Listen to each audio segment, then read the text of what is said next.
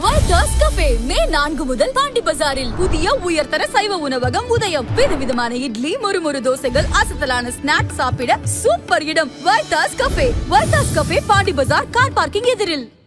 Summer வந்தாச்சு. What's your plan for this holiday? எங்க கிட்ட விட்டுருங்க, நாங்க பாத்துக்கிறோம். GT Holidays. GT Holidays, South India's #1 travel brand. இவருக்கு ஜாமீன் கொடுக்கும்போது அவர் மந்திரியாவே இல்லை. ஆமா, சுப்ரீம் கோர்ட் ஜாமீன் கொடுக்கும்போது செந்தில் பாலாஜி மந்திரி கிடையாது. அதனால இவங்க ராஜினாமா பண்ணது அடிப்படையில் கொடுக்கப்பட்ட பெயில் தானே அது. ஆனா திருப்பி 2வது நாளே பண்ணீங்கன்னா அது ஊரை ஏமாத்துற வேலை, சுப்ரீம் கோர்ட்டை ஏமாத்துற வேலை. இவர் ஜாமீனை ரத்து செய்யுங்கள் அப்படின்னு வழக்கு போட்டது யாரு தெரியுமா? ஒரு தனி மனிதன். ஆமா. அப்ப ஈடியில் இந்த வழக்கு போட்டு இருக்கணும். நீங்க தானே வழக்கு பதிவு செஞ்சீங்க. நீங்கள அப்ப என்ன அர்த்தம்னு கேட்டீங்கன்னா, ஈடியும் இவர்களுக்கு ஒரு சலுகைகளை காட்டுறாங்கிறது தான் அப்ப எனக்கு குற்றச்சாட்டு வந்து. ஆனாலும் நீதிமன்றத்துல ஈடி ரொம்ப கடுமையான வாதங்களை வச்சிருக்காங்களே. இப்ப முதல் வழக்கு அவங்க எல்லாம் போட்டு இருக்கணும். செந்தில் பாலாஜி வழக்க வேறு மாநிலத்துக்கு மாத்தணும். எவ்வளவு கடைந்தெடுத்து இதை ஏன் சார் வேறு மாநிலத்துக்கு மாத்தணும்? எப்பவுமே வேற மாநிலத்துக்கு எப்போ மாத்துவாங்கன்னா, குற்றம் யாரு மேல சாட்டப்பட்டிருக்கோம் அவங்க ஆட்சி பொறுப்புல இருந்தாங்கன்னு வைங்க. அப்ப எதிர்கட்சி தான் கேட்பான், குற்றம் வேறு மேல சாட்டப்பட்டிருக்கு, ஒரு மந்திரியா இருக்காரு, இவங்க ஆட்சி இருக்கு, வெளி மாநிலத்துக்கு மாத்துங்கன்னு கேட்பாங்க. அதனாலதான் ஜெயலலிதா வழக்க பெங்களூருக்கு மாத்த சொல்லி திமுக வழக்கு போட்டுச்சு சொல்லி திமுக கேட்டான். இவங்களே போய் கேட்கறதுன்னா அது அயோக்கியத்தனமா இல்லையா? ஆட்சியில் இருப்பது இவங்க. இந்த மாதிரி 7-8 வாய்தா போட்டு என்ன சொல்றீங்கன்னு கேட்டதை நான் இதுவரை பார்த்தது. அதனால உச்ச நீதிமன்றமும் முழு கடுமையான கடுமையை காட்டவில்லை அப்படிங்கிறது தான். இந்நேரம் அவர் ராஜினாமா பண்ணிருக்கோம். அடுத்த திங்கட்கிழமை அவர் சீரியஸா எடுத்திருந்தாருன்னா இந்நேரம் ராஜினாமா பண்ணிருக்காங்க. ராஜினாமா பண்ணனா என்ன அர்த்தம்? ஜாமீன் ரத்து தானே பண்ணுவாங்க. பயம் இருந்தா ராஜினாமா பண்ணணுமே. சுப்ரீம் கோர்ட் வழக்கறிஞர்களுக்கு என்ன அட்வைஸ் கொடுக்குறாங்க? ஆதரணையர்களுக்கு அன்பு வணக்கம். இன்று நம்மோடு முன்னாள் காவல்துறை அதிகாரியும் வழக்கறிஞருமான திருமிகு வரதராஜன் அவர்கள் உள்ளார். வணக்கம் வரதராஜன் சார். வணக்கம். சுப்ரீம் கோர்ட்டு, ஹைகோர்ட்டு 2 கான்ஸ்டியூஷனல் கோர்ட்லேயும் செந்தில் பாலாஜிக்கு அடிமேல் அடி விழுந்திருக்கு. நான் சுப்ரீம் கோர்ட்ல இருந்தே உங்ககிட்ட ஆரம்பிக்கிறேன் சார்.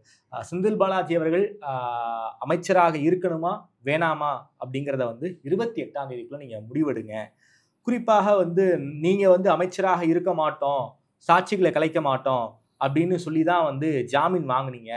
அதை நம்பி நாங்கள் உங்களுக்கு ஜாமீன் கொடுத்தோம். நாங்கள் ஜாமீன் கொடுத்ததே தப்பு அப்படிங்கிற அளவுக்கு சுப்ரீம் கோர்ட் நீதிபதிகளே அந்த வேர்டிங்ஸில் சொல்லியிருக்காங்க. உங்களுடைய நன்னடத்தை காரணமாக நான் உங்களுக்கு ஜாமீன் கொடுக்கல, தனிநபர் சுதந்திரம் பாதிக்கப்பட்டக்கூடாதுன்னு தான் நாங்கள் ஜாமீன் கொடுத்தோம். கடந்த காலங்களில் நீங்கள் சாட்சிகளோடு காம்பவுண்டிங்லாம் ஹைகோர்ட் போனீங்க. அதை ஹைகோர்ட் ரொம்ப கடுமையாலாம் அப்சர்வேஷன் கொடுத்துருக்காங்க. அதே தவிர நீங்களும் பண்ணுறீங்க.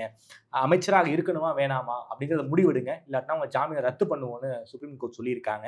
நேற்றைக்கு சுப்ரீம் கோர்ட்டில் என்ன நடந்திருக்கு? குறிப்பாக செந்தில் பாலாஜிக்கு ஒரு பெரிய பின்னடைவா சார்? அதாவது ஆரம்ப கட்டத்திலேருந்து அந்த வழக்கு எப்படி போச்சோ அதிலிருந்து நீங்கள் பார்க்கணும். சுப்ரீம் கோர்ட் இப்போ சொல்கிறது சரியா, இவருக்கு எந்த மாதிரி சூழ்நிலையில் ஜாமீன் கொடுத்தாங்க அப்படிங்கிறத நம்ம பார்க்கணும். என்னன்னு கேட்டிங்கன்னா, வேலை வாங்கி தருவதாக பணத்தை வாங்கிட்டு ஒரு மோசடி பண்ணது தான் இவர் மேலே உள்ள வழக்கு. அந்த வழக்கில் நாங்கள் சமாதானமாக போகிறேன் அப்படின்னு சொல்லி உயர் நீதிமன்றத்துக்கு போனாங்க. காம்பவுண்டிங்கு போனார். ஆமாம், உயர் நீதிமன்றமும் அந்த வழக்கை ரத்து பண்ணாங்க. அப்போ தான் உச்ச நீதிமன்றம் என்ன சொன்னாங்கன்னு கேட்டிங்கன்னா, இந்த மாதிரி அப்போ இந்த குற்றத்துக்கு தண்டனைங்கிறது கிடையாதா, எல்லாத்தையும் சமாதானமாக போயிட முடியுமா? அதாவது லஞ்சத்தை வாங்கினா லஞ்சத்தை திருப்பி கொடுத்துட்டேன் அப்படின்னு நாங்கள் காம்பவுண்டிங் ஆகிக்கிறோம்னு போனார். அதனால் இந்த வழக்கை நீங்கள் திருப்பி நடத்துங்க அப்படின்னு சொல்லி வழக்கா நடத்துங்கன்னு தான் உச்ச நீதிமன்றம் சொன்னாங்க.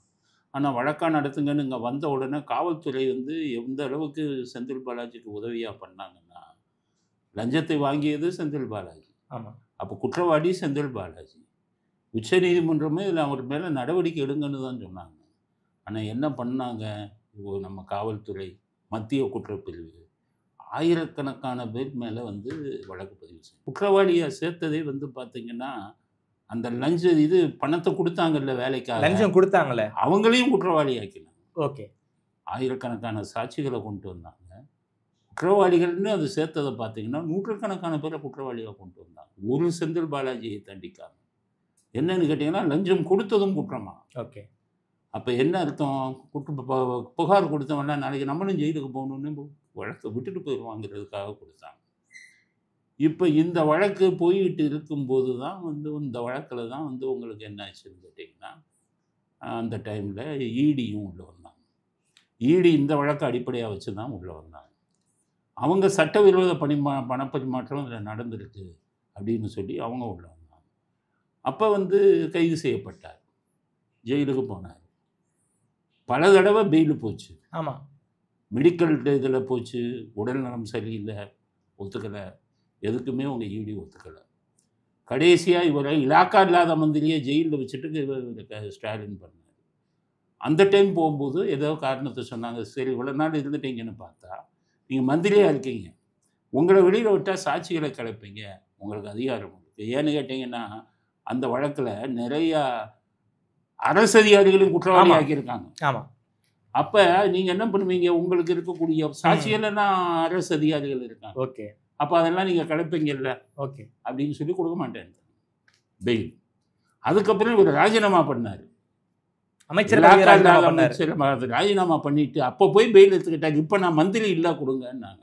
அந்த சூழ்நிலையில் தான் ஒரு மந்திரி இல்லைங்கிறதுக்காக தான் பெயில் கொடுக்கப்பட்டது. ஜாமீன் கிடைச்ச 2வது நாளே மந்திரி.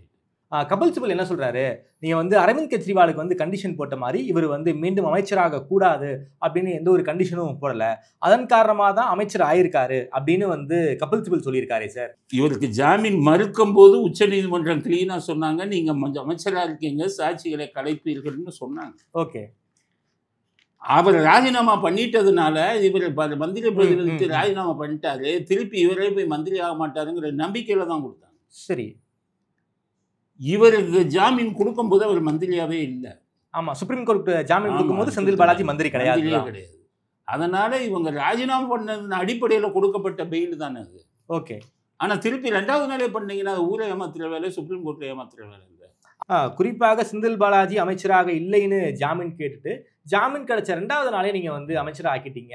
இது வந்து நம்பிக்கையின்மையை காமிக்குது, ஒரு நம்பிக்கை துரோகம் செஞ்சிருக்கீங்கன்னு சுப்ரீம் கோர்ட் அப்சர்வேஷன்ல சொல்லிருக்காங்க. அப்ப அதுல தான் இப்ப என்ன பண்ணாங்கன்னு கேட்டீங்கன்னா, அதுலயும் இவர் ஜாமீனை ரத்து செய்யுங்கள் அப்படின்னு வழக்கு போட்டது யாரு தெரியுமா? ஒரு தனி மனிதன். ஆமா, ஈடி போடல, 2-3 மாசம் ஈடி போடல. அந்த தனி ஆள் இதில் பாதிக்கப்பட்ட அந்த இதில் குற்றச்சாட்டு கொடுத்த ஆள், புகார் கொடுத்தவரில் ஒருத்தர் போட்டதில் 3 மாதம் அவன் வந்து வழக்கு அதுக்கப்புறம் தான் ஈடியே உள்ளவர் ஆமாமா ரத்து பண்ணுங்க. ஒரு வித்யாகுமார்னு ஒருத்தர் பெட்டிஷன் போட்டாரு, அதுல ஈடி இம்ப்ளீட் ஆகுறாங்க. அப்ப ஈடியில் இந்த வழக்கு போட்டு இருக்கணும். நீங்க தானே வழக்கு பதிவு செஞ்சீங்க, நீங்கள அப்ப என்ன அர்த்தம்னு கேட்டீங்கன்னா, ஈடியும் வந்து இவர்களுக்கு வந்து ஒரு சலுகைகளை காட்டுறாங்கிறது தான் அப்ப எனக்கு குற்றச்சாட்டு வந்தது. ஆனாலும் நீதிமன்றத்தில் ஈடி வந்து ரொம்ப கடுமையான வாதங்களை வச்சிருக்காங்களே. இப்ப முதல் வழக்கு அவங்கெல்லாம் போட்டு இருக்கணும். ஓகே. ஜாமீனை ரத்து செய்கிற வழக்கு நீங்க ஏன் போடலங்கிறது தான் நான் கேட்குறேன். வித்யாகுமார் என்று ஒரு தனி மனிதன் போடும்போது நீங்க ஏன் போடல? அதுக்கப்புறம் 2-3 மாசம் கழிச்சு போட்டீங்க. ரைட்டு. இப்போவும் நான் என்ன சொல்றேன்னா, உச்ச நீதிமன்றத்துக்கு இதுல நீங்க எப்பவுமே உச்ச நீதிமன்றம் குற்றச்சாட்டு மனு போட்டார்ல, அவருடைய விவாதத்தை கேட்கணும். செந்தில் பாலாஜி வழக்கறிஞர் விவாதத்தை கேட்கணும். கேட்டுட்டு நீங்கள் உடனடியாக ஆர்டர் தானே போடணும். நீங்கள் எதுக்கு ராஜினாமா பண்ணுகிறீர்களா, ஜாமீனை தள்ளுபடி செய்யட்டுமா அப்படின்னு கேள்வி ஏன் கேட்குறீங்க? டைம் கேட்குறாங்க. செந்தில் பாலாஜி கொடுப்பீங்க, ஒரு 4 நாள் கொடுத்துருக்காங்க சார். இப்போ இதை 2-3 மாசமா இதே கேள்வியை கேட்டுக்கிட்டு இருக்காங்க. இடையில கண்டனம் தெரிவித்தாங்க. சுப்ரீம் கோர்ட்டு நீங்கள் ராஜினாமா பண்ணாமல் இருக்கீங்கன்னு கண்டனம் தெரிவிக்கிறாங்க. இதே மாதிரி எல்லா குற்றவாளிகளுக்கும் கண்டனம் தெரிவிப்பீங்களா? ஜாமீன் இதுகளை கண்டிஷனை மீற குற்றவாளிகளுக்கெல்லாம் இந்த மாதிரி காலக்கவசம் கொடுப்பீங்களா? 2-3 மாதங்களாக 10 நாள் காலாவகாசம் 10 நாள் காலாவகாசம் எடுத்துக்கிட்டே இருக்காங்க. இவருக்கு மட்டும் என்ன ஸ்பெஷல் ட்ரீட்மெண்ட்டு தான் கேட்குறேன். சுப்ரீம் கோர்ட்டு வந்து மற்றவங்களுக்கு இது பண்ணுற மாதிரி ஆர்டர் போட வேண்டியது தானே. இப்போவும் கொடுத்துருக்காங்க. 28 திங்கக்கிழமை 2 மணி மறுபடியும் கேள்வி கேட்க போகிறாங்களா, இல்லை ஜாமீனை ரத்து பண்ண போகிறாங்களாங்கிறது கடவுளுக்கு தான் வெளிச்சம். எல்லா வழக்குலையும் அப்படி பண்ணுறது இல்லை, அவங்க செய்யல. சார், சிசிபி இன்னும் அந்த சம்பந்தப்பட்ட சாட்சிகளுக்கு யாருக்குமே சம்மன் கொடுக்கல. அது சம்மன் கொடுப்பதற்கு டிசம்பர் மாதம் ஆயிடும். யாருமே பாக்ஸில் ஏறாத சூழல்ல செந்தில் பாலாஜி எப்படி சாட்சிகளை மிரட்ட முடியும்? இந்த கேஸ் வந்து நடப்பதற்கு 2026 ஆயிடும். அதுக்கு பிறகு எலெக்ஷன் வந்துடும். அதற்கு பிறகு செந்தில் பாலாஜி அமைச்சரா இருப்பாரா மாட்டாராங்கிறது கடவுளுக்கு தான் தெரியும் அப்படிங்கிற ஒரு வாதத்தை வச்சிருக்காரு. கபில் சிபல் வந்து மிகப்பெரிய வழக்கறிஞர்னு சொல்லுவாங்க. இவங்கெல்லாம் எப்படி மிகப்பெரிய வழக்கறிஞர் ஆனாங்கன்னா, அரசியல் பின்னணி, எம்பி அரசியலுக்கு வந்து தானே எம்பி காங்கிரஸில் இருந்தார், ஆமா. மந்திரியாக இருந்தார். ம். இதை வச்சு தான் அவங்களுக்கு வந்து மரியாதை. ஓகே. இந்த அவர் சொல்லக்கூடிய லா பாயிண்ட்டு ஒரு சாதாரண ஒரு ஒரு ஒரு ஒரு வருஷம் 2 வருஷம் அனுபவம் உள்ள வழக்கறிஞர்கள் கூட இவ்வளவு சட்டத்தை புரியாமல் பேச மாட்டாங்க. எதுக்கு சொல்கிறேன்னு வைங்க, கூண்டு சாட்சி கூண்டில் ஏறலைங்கிறாங்க. அப்படி பாக்ஸ்ல ஏறவே இல்லைங்கிறாங்க. பாக்ஸில் ஏறலைங்கிறாங்க. பாக்ஸில் ஏறுறதுக்கு 2026 தாண்டுவான். அதானே சொல்கிறாங்க. ஏன்னா 100 பேர் சாட்சிகள் இருக்காங்களே. 100 பேர் சாட்சிகள். இவன் என்ன பண்ணுவான்னு கேட்டிங்கன்னா, இவங்க என்ன பண்ணுவாங்கன்னு கேட்டிங்கன்னா, தனக்கு சாதகமாக இருக்குன்னா அரசாங்கம், இவங்க போலீஸ் எல்லாம் இவங்க கையில் தானே இருக்குது. உடனடியாக ட்ரையல் ஆரம்பித்து இதை ஆரம்பிச்சு ப்ராசிக்யூஷன் இது தானே முதல்ல வரும். ப்ராசிக்யூஷன் விட்னஸ் தான் எடுத்து உடனே விசாரிப்பாங்க. உடனே செந்தில் பாலாஜிட்ட வாக்குமூலம் எடுத்துட்டு அத்தனை சாட்சிகளையும் அரசாங்க சாட்சிகள்லாம் கொண்டாந்து புரல் சாட்சியாக மாற்றிட்டு முடிச்சுட்டு போயிடுவாங்கல்ல. செம்மன் கோயில் கேஸில் என்ன ஆகுது? அவ்வளோ பேர் புரல் சாட்சியாக மாறுறானே. பொன்முடி மந்திரியாக இருக்கிற ஒரே காரணத்தினால, மந்திரியாக இருக்காங்கன்னு தெரிஞ்சால் போதும். இன்னும் 1 வருஷம் இருக்குல்ல. ஏன் பொன்முடி மேலே இந்த இதில் இப்போ வழக்கு வந்து இதாக தாமாக முன் வந்து ஆனந்த வெங்கடேசன் எடுத்தார். அந்த வழக்கை 7 நாளில் முடிச்சிருக்காங்க. 7 நாளில் சாட்சிகளை விசாரித்து 7 நாள்லேயே தீர்ப்பு கொடுத்துட்டாங்களா இல்லையா? விழுப்புரத்துலேருந்து வெள்ளூருக்கு மாற்றினதில். அப்போ இவர் கபில் சிபல் சொல்லப்படி 2026 வரை இழுத்துக்கிட்டு இருப்பாங்களா? அதனால் இவங்களுக்கு சாதகமாக இருந்தால் உடனே கேஸை நடத்தி என்ன டைம் வாங்குறதுக்குலாம் போலீஸ் தானே வாங்குவான். ஒருவேளை செந்தில் பாலாஜி தன்னுடைய அமைச்சர் பதவியை காப்பாற்றிப்பாரா, இல்லை வந்து அமைச்சராகவே தொடர்வாரா? அதாவது அவங்க என்ன பண்ணுவாங்கன்னா, இந்த மாதிரி சுப்ரீம் கோர்ட் சொல்லும்போது அவங்க சுப்ரீம் கோர்ட் வழக்கறிஞர்கள் கேட்பாங்க, நிலைமை இங்கே சீரியஸாக இருக்கா? அவன் என்ன சொல்லியிருப்பான்? இப்போ நேற்று ஒன்று கொண்டு வந்திருக்காங்க, கவனிச்சிங்களா? இந்த வழக்கை, செந்தில் பாலாஜி வழக்கை வேறு மாநிலத்துக்கு மாற்றணும். எவ்வளவு கடைந்தெடுத்து அயோக்கியம். இதை ஏன் சார் வேறு மாநிலத்துக்கு மாற்றணும்? எப்போவுமே வேறு மாநிலத்துக்கு எப்போ மாற்றுவாங்கன்னா, குற்றம் யார் மேலே சாட்டப்பட்டிருக்கோ அவங்க வந்து ஆட்சி பொறுப்பில் இருந்தாங்கன்னு வைங்க. அப்போ எதிர்கட்சி தான் கேட்பான், குற்றம் வேறு மேலே சாட்டப்பட்டிருக்கு, ஒரு மந்திரியாக இருக்காரு, இவங்க ஆட்சி இருக்கு, வெளி மாநிலத்துக்கு மாற்றுங்கன்னு கேட்பாங்க. ஸோ அதனால தான் ஜெயலலிதா வழக்கை வந்து பெங்களூருக்கு மாற்ற சொல்லி திமுக வழக்கு போட்டுச்சு சொல்லி திமுக கேட்டான். ஓகே. இவங்களே போய் கேட்கறதுன்னா அது அயோக்கியத்தனமா இல்லையா? ஆட்சியில் இருப்பது இவங்க. ஏடிஎம்கே கேட்கலாம், லாஜிக் இருக்கு. கேட்கலாம். ஆனா இவங்க திமுக கேட்கறாங்கன்னா புரிஞ்சுக்கோங்க, வழக்கை தாமதப்படுத்த. ஓகே.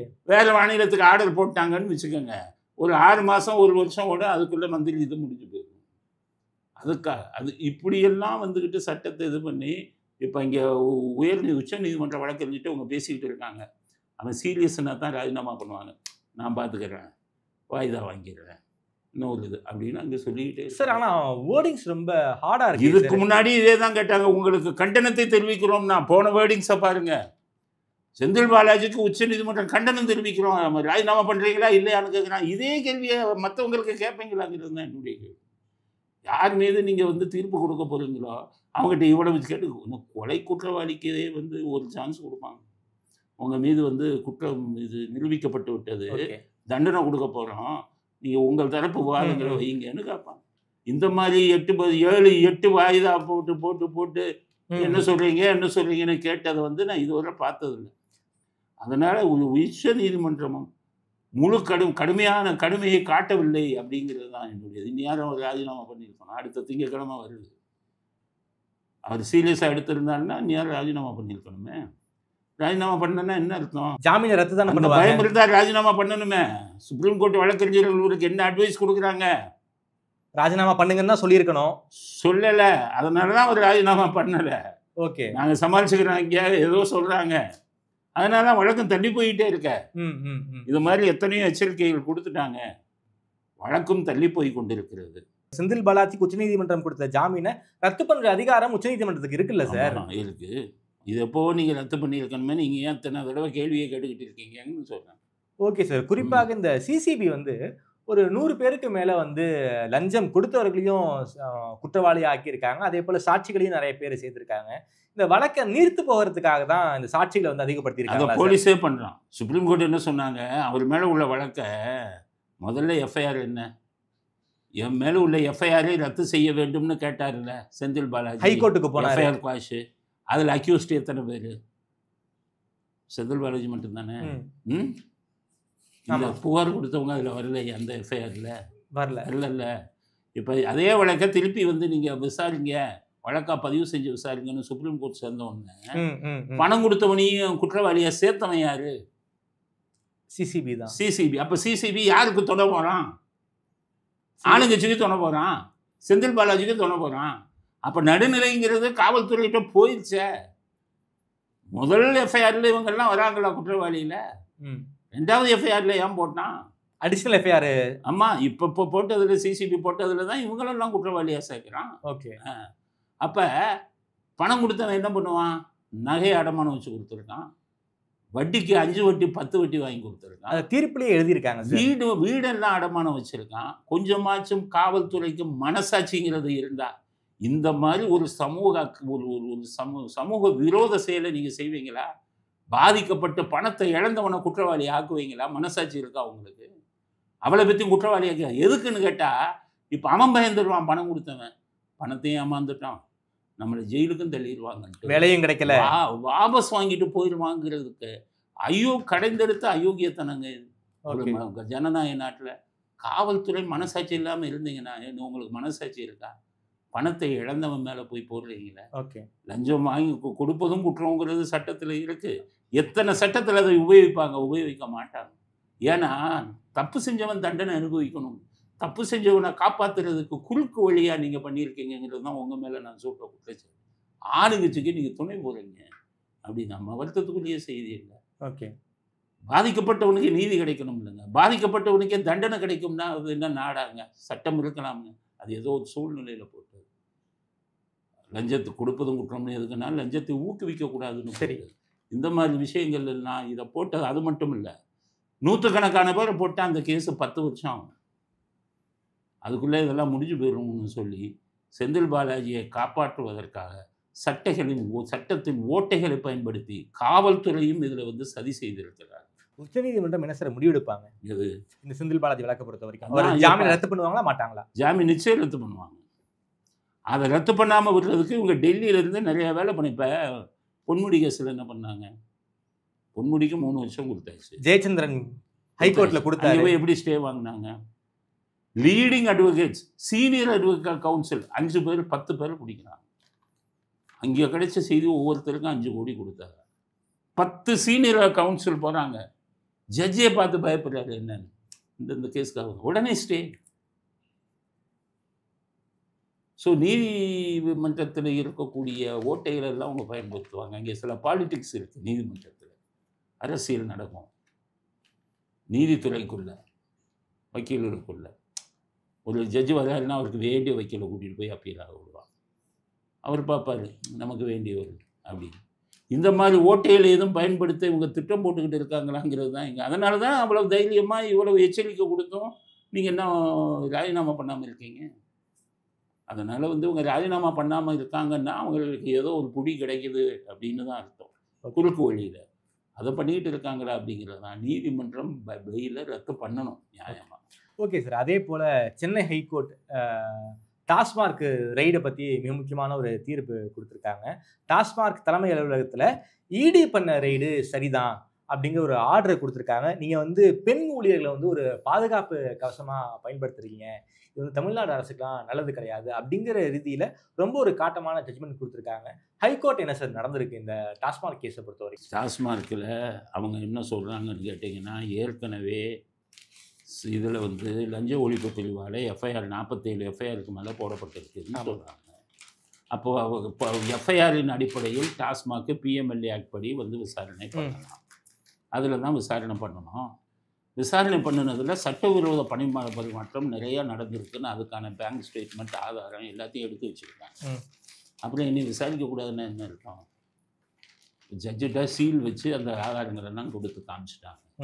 அந்த ஆதாரங்கள்லாம் படித்து பார்த்ததுக்கு அப்புறம் தான் ஜட்ஜே இவ்வளோ பெரிய தீர்ப்பை கொடுத்துருக்காங்க. சரி. அப்போ உங்கள் மேலே தப்புக்கான அடிப்படை ஆதாரம் நிறையா இருக்குது. அப்போ அதுக்கு என்ன சொல்கிறாங்க? நீங்கள் அதுக்கான இதை என்ன சொல்றீங்க? பெண் ஊழியர்களை தப்பு மிரட்டினாங்கன்னு சொல்லியிருக்கீங்க. அதுக்கான ஆதாரங்களை கொடுக்கணும்ல. அதுக்கு தான் சொல்கிறாங்க இதை தவறாக பயன்படுத்துறீங்க. இது ஒரு விசித்திரமான குற்றச்சாட்டுன்னு ஹைகோர்ட் சொல்லியிருக்காங்க. அதுக்கு புகார் கொடுத்தீங்களான்னு கேட்குறாரு.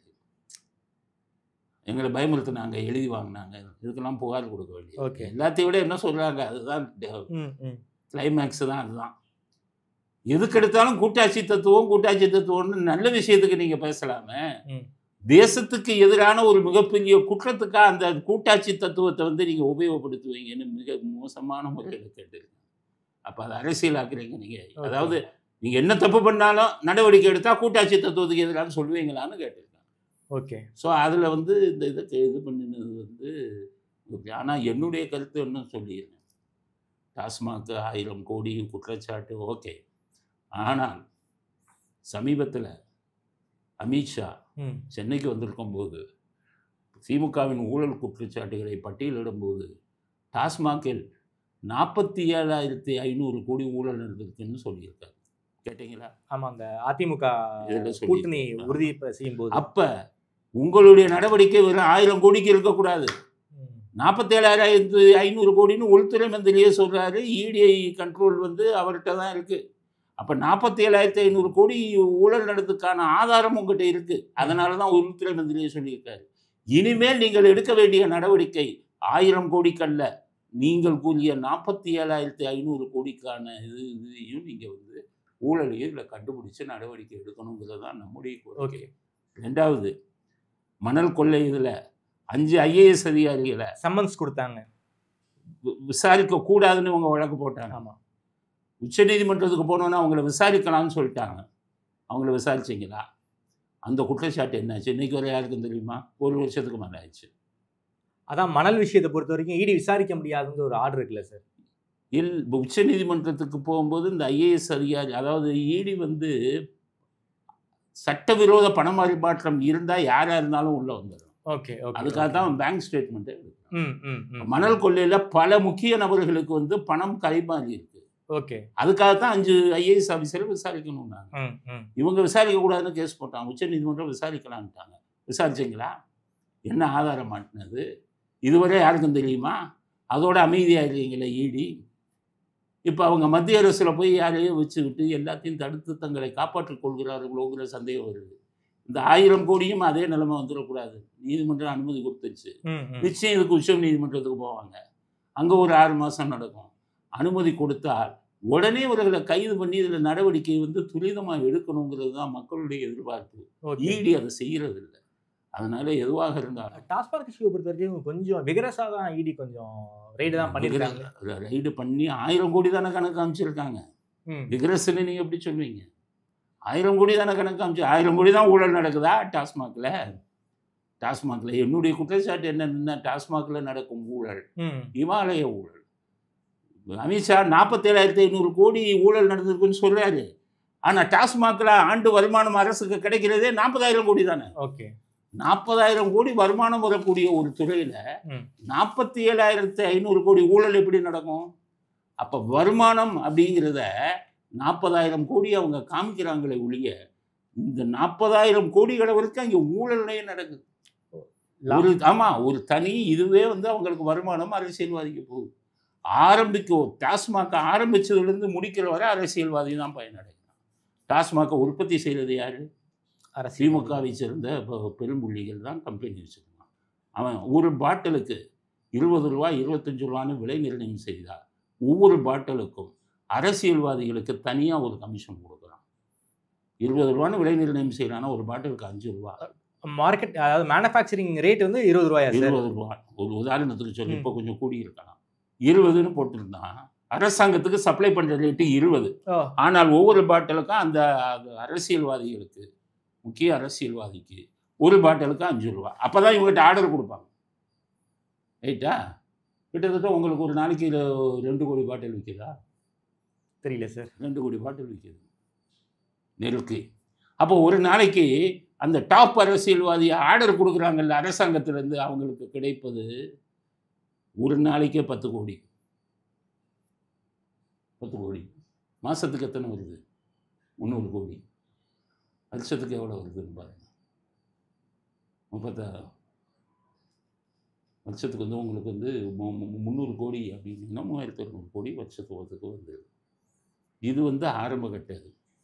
இதுக்கப்புறம் எத்தனை பார் நடக்குது அப்படின்னு அவங்க கொடுக்குற கணக்கு 2000 சொல்கிற பார். ஆனால் நடக்கும் பார் 4000க்கு மேலே நடந்துக்கிட்டு இருக்குது. அப்போ மீதி 2000 பார் யார் பேரில் நடக்குது? அதுக்கு கொடுக்கக்கூடிய லைசன்ஸ் விற்று பணம் வரக்கூடிய அந்த பணம் யாருக்கு போகுது? அரசாங்கத்துக்கு போகலையே.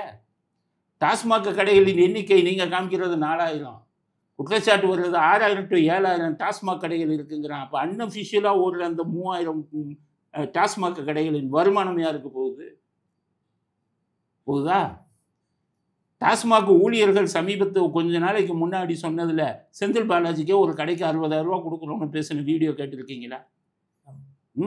இது போக ஒரு கடைக்கு 60,000 கோடி மந்திரிக்கு போகுதுன்னா அவங்க கணக்கு கொடுக்குற இந்த 4000 கடைக்கு எவ்வளவு வருமானம் பாருங்க.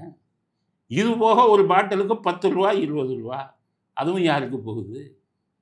அப்போ இதெல்லாம் கூட்டி கழித்து பார்த்தீங்கன்னா அரசாங்கத்துக்கு வரக்கூடிய லாபம் 40,000 கோடி. ஆனால் தனிப்பட்ட முறையில் அரசியல்வாதிகளுக்கு போகக்கூடிய லாபம் 47,500 கோடின்னு இவர் சொல்கிறார் அமித்ஷா. ஒரு அரசாங்கத்தையே நடத்திக்கிட்டு இருக்காங்க தனியாக. அதில் டாஸ்மாகில் வரக்கூடிய வருமானத்தில் பெரும்பகுதி அரசியல்வாதிகளுக்கு தான் போகுது. 40,000 கோடிங்கிறது அரசாங்கத்துக்கு கிடைக்கக்கூடியது மிகச்செரிய பகுதி. இது எல்லாத்துக்கும் மேலே கொடுக்குறாங்க சரக்கு, அதுவாச்சும் நல்ல சரக்காக கொடுக்குறானா? மிகப்பெரிய மது கம்பெனிகள்லாம் நம்ம இங்கே தமிழ்நாட்டில் நாங்கள் மது உற்பத்தி ஆரம்பிக்கிறோம். மெக்டொனால்ட் பெரிய பெரிய ஆள்லாம் வந்தான், இவன் கொடுக்கல. ஏன்னா இவனுக்கு கொடுத்தா கமிஷன் கம்மியாக கொடுப்பான். நம்ம எம்எல்ஏ எம்பி நம்ம கட்சிக்காரனுக்கு கொடுத்தா நமக்கு கமிஷன் அதிகம் வரும்னு சொல்லி வெறும் அரசியல் சம்மந்தப்பட்டவங்க தானே சப்ளை பண்ணுறாங்க. 20 ரூபாய்க்கு ஆர்டர் கொடுக்க 20 ரூபாய்க்கு அவங்க விற்கிற சரக்கு நமக்கு கிட்டத்தட்ட 200 ரூபாய்க்கு விற்கிறாங்க. இவ்வளவு அதிகம் இது பண்ண வேண்டிய அவசியம் என்ன? அதுவும் அந்த சரக்குகளில் டாஸ்மாக் கடைகளில் இன்ஜெக்ஷன் போட்டு பாதியை எடுத்துட்டு கள்ளச்சாராயத்தை அதில் கலக்குறாங்க அப்படின்னு சொல்லி திருமாவளவனை ஓப்பன் மீட்டிங்கில் பேசியிருக்காரு, பப்ளிக் மீட்டிங்கில். அப்போ குடிக்கிற சரக்கும் நல்ல சரக்கா? கள்ளச்சாராயத்தை அதில் கலந்து விற்கிறாங்கங்கிற குற்றச்சாட்டு இருக்க.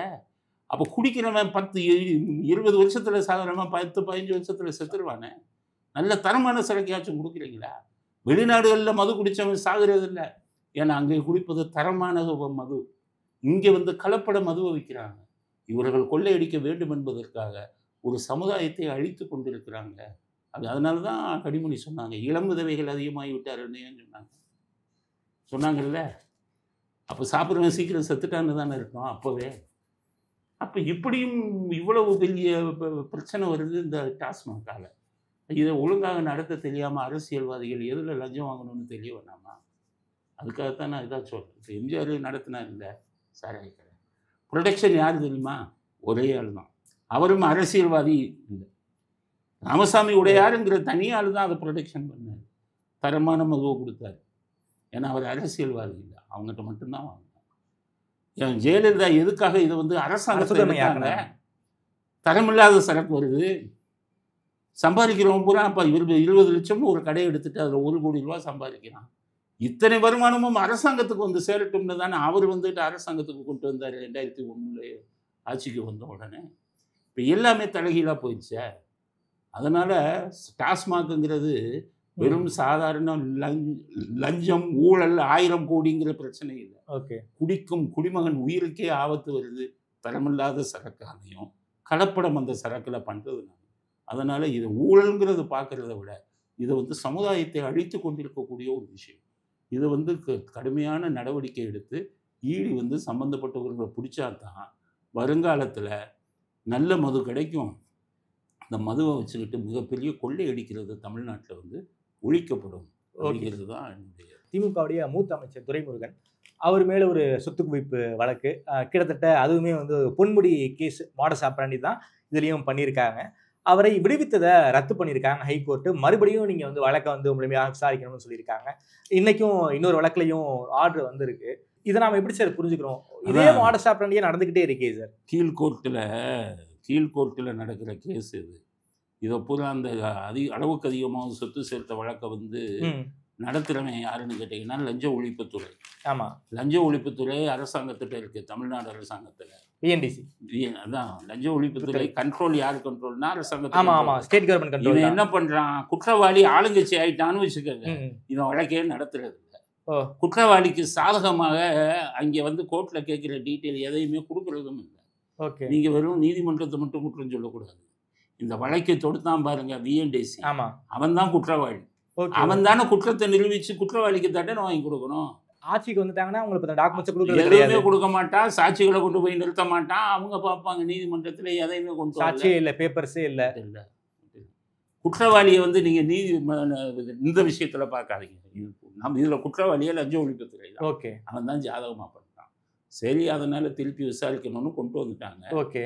ஆனால் நான் என்ன சொல்கிறேன்னு கேட்டிங்கன்னா, துரைமுருகனுக்கு அவர் மேலே இப்போ வழக்கு நீங்கள் இது பண்ண போகுதுன்னு சொல்கிறீங்க. அப்போ அவர் மேலே திருப்பி வழக்கு நடத்தணுங்கிறீங்கல்ல. ஆமாம். அவர் மட்டும் அமைச்சராக இருந்தால் சாட்சிகளை கலைப்பாரா இல்லையா, ஆதாரங்கள் அளிப்பாரா இல்லையா? ஓகே. அதனால உயர்நீதிமன்றம் அவர் மேலே வந்து நடவடிக்கை எடுக்கும். அதே பட்சத்தில் அவரும் மந்திரி பதவி விட்டு ராஜினாமா பண்ணணும். அப்போ தான் அவர் மீதுள்ள வழக்கு வந்து உருப்படியாக நடக்குங்கிறது தான் அதில் வந்து என்னுடைய கருத்து. என்ன sir, Ponmudi, K Thangam Thennarasu, ஐபிரியசாமி, Duraimurugan list பெருசாகிட்டே இருக்கே சார். கிட்டத்தட்ட 5 பேரும் ராஜினாமா பண்ணணுங்கிறீங்களா?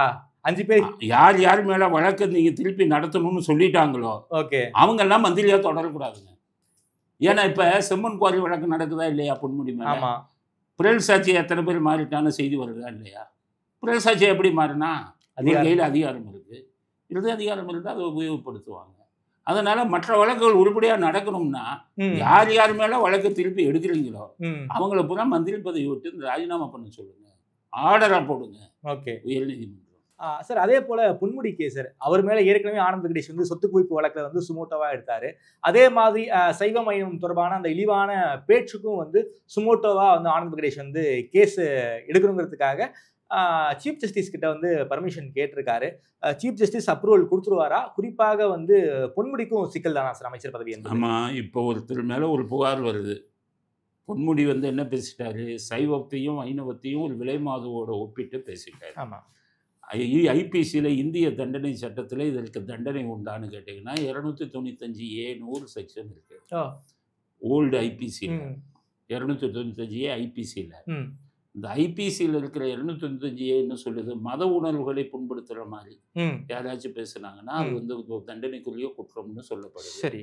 அப்போ நீங்கள் போய் ஒரு புகார் கொடுத்தீங்கன்னா போலீஸ் உண்மையான போலீஸாக இருந்தால் அந்த வீடியோவை எடுத்து பார்த்தோன்னே எஃப்ஐஆர் போடணும். எஃப்ஐஆர் போடலையா சார் பொன்முடிக்கு? அப்போ பொன்முடி வீடியோவில் இவ்வளவு அசிங்கமாக மதங்களை புண்பற்றி பண்ணியிருக்காரு. இதில் கூட தனி புகாராக உதயநிதி மேலே மாநிலங்கள்லாம் போட்டிருக்காங்க. சனாதன குறித்து பேசினதுக்காக பொன்முடி வந்து ஒரு மதத்தை இழிவுபடுத்துகிற மாதிரி விலை மாதோட ஒப்பிட்டு போட்டா போலீஸ்காரன் உனக்கு மனசாட்சி இருந்தா பிஜேபியில் ஏதோ கம்ப்ளைண்ட்லாம் கொடுத்தாங்க. எஃப்ஐஆர் போட்டையா? எஃப்ஐஆர் போட்டையா? போடலாம். இல்லை. இது உயர்நீதிமன்றத்துக்கு என்ன இது இருக்குன்னா 482 சிஆர்பிசி குற்ற நடைமுறை சட்டத்தின்படி இந்த மாதிரி புகார்கள் வந்து வழக்காக பதிவு செய்யலைன்னா 482 சிஆர்பிசியில் நீங்கள் டு ரெஜிஸ்டர் த கம்ப்ளைண்ட்னு ஹைகோர்ட்டுக்கு போகலாம். Okay, to register the complaint, என்னுடைய புகாரை பதிவு செய்ய சொல்லுங்கன்னு உயர்நீதிமன்றத்தில் ஓகே வழக்கு தொடுக்கலாம். டெய்லி பார்த்தீங்கன்னா டு ரெஜிஸ்டர் த கம்ப்ளைண்ட் இதில் ஒரு 40-50 கேஸ் வரும் ஹைகோர்ட்டில். ரைட்டா? இதை புகாராக கொடுத்தான் பாருங்க. இப்போ பிஜேபியில் ஒரு புகார் கொடுத்துருக்காங்க காவல்துறையில். ஆமாம், அவங்களே இதை போட்டுருக்கணும் 482 சிஆர்பிசியில். பிஜேபி போயிருக்கணுங்கிறீங்க? ஆமாம், அவங்க தானே கம்ப்ளைண்ட் கொடுத்தாங்க. ஆமாம், அவங்களே போய் 482 சிஆர்பிசியில் இந்த என் வழக்கு என் குற்றச்சாட்டை வந்து பதிவு செய்ய சொல்லுங்கன்னு கேட்டிருக்கணும். சரி, கேட்கல. கேட்கல. புகார் கொடுத்த பிஜேபிக்காரனு கேட்கல. அதனால் அவர் என்ன பண்ணுறாரு, தானாக முன் வந்து ஃபஸ்ட்டு என்ன சொல்கிறாரு தெரியுமா, காவல்துறைக்கு இது மோசமான ஒரு பேச்சு, உடனடியாக வழக்கு பதிவு செய்யுங்கள்னு சொல்கிறார். ஆர்டர் போடுறாரு. ஆர்டரே போடுறாரு போலீஸ்க்கு. போலீஸ் என்ன சொல்கிறான், இருங்க சட்ட நிபுணர்களுடன் கலந்து பேசிக்கிட்டு இருக்கோம். இதுக்கு மட்டும் சட்ட நிபுணர் கூட பேசுவாங்க. எப்படி சட்ட நிபுணர்? சட்ட நிபுணர் யாருன்னு தெரியுமா? உங்க சொல்ல சட்ட நிபுணர் யாருன்னு தெரியுமா உங்களுக்கு? முகுல் ரோத்தகி? இல்லை இல்லை இல்லை, அந்த சட்ட இந்த மேஜிஸ்ட்ரேட் கோர்ட்டில் இருக்கிற ஏபிபி தான் இவங்களுக்கு சட்ட நிபுணர். இதுதான் வேடிக்கை. இது வந்து மேஜிஸ்ட்ரேட் கோர்ட்டில் தான் போட முடியும். இந்த அஃபென்ஸ் வந்து மேஜிஸ்ட்ரேட் கோர்ட்டில் தான் ஃபஸ்ட்டு போடும். சரி, இதை வந்து சட்ட நிபுணர்கள் நப்பி ஏபிபிட்ட போய் இவங்க கேட்பான். ஓகே, முக்கால்வாசி ஏபிக்கு சட்டம் தெரியாது. நான் சொல்ல நினைக்கிறேன், நான் பார்க்குறேன் 90% ஏபிபிங்க கோர்ட்டுக்கே வர்றதில்ல. போய் பாருங்க. நான் சொல்கிறேன், இன்னைக்கு உங்களுக்கு மேஜிஸ்ட்ரேட் கோர்ட்டு எழும்பூரில் இருக்குது, எக்மோரில் இருக்குது, சைதாப்பேட்டையில் இருக்குது, ஜிடி கோர்ட்டில் இருக்குது, ஆலந்தூரில் இருக்குது. எல்லா கோர்ட்டுக்கும் உங்கள் நிறுவனர்கள் அனுப்பி வைங்க. ஏபிபி ஒரு நாளைக்கு எவ்வளோ நேரம் கோர்ட்டுக்கு வராங்கன்னு பாருங்கள். நிறைய ஏபிபிங்க வர்றது இவர்கள் தான் சட்ட நிபுணர்கள் இவங்களுக்கு கொடுக்க போகிறாங்களாம் அப்படின்னு சொல்கிறான். சட்ட நிபுணர்களை கலந்து ஆலோசிக்கிறோன்னு திருப்பி ஆனந்த வெங்கடேசன் சொல்கிறாரு, கலந்து ஆலோசிங்களா இல்லையா தெரியாது. இது ஒரு மிகப்பெரிய குற்றம். எஃப்ஐஆர் போடுங்கிற இதில் நீங்கள் எஃப்ஐஆர் போடலன்னா இது நீதிமன்ற அவமதிப்பில் வரும்னு சொல்கிறாரு. போடலை, எஃப்ஐஆர் சொல்லியும் போடலை. அப்புறம் அவரே வழக்கை அதை பதிவு செஞ்சு எடுக்கிறார். இது விசித்திரமான அதிகாரம். 482 வானளாவிய அதிகாரம் இருக்குது இதுக்கு, ஹைகோர்ட்டுக்கு, கான்ஸ்டியூஷனல் கோர்ட். ஆமாம். அதனால் அதை வச்சுட்டு இவர் தானாக எடுக்கிறார். ஆனால் உங்களுக்கு எல்லாம் நன்றி சொல்லணும். மேஜிஸ்ட்ரேட் கோர்ட் எடுத்திருந்தா அதில் ஒரு 5 வருஷம் எடுத்துருப்பாங்க கேஸை. இவன் ஹைகோர்ட்டே எடுத்துட்டாங்க.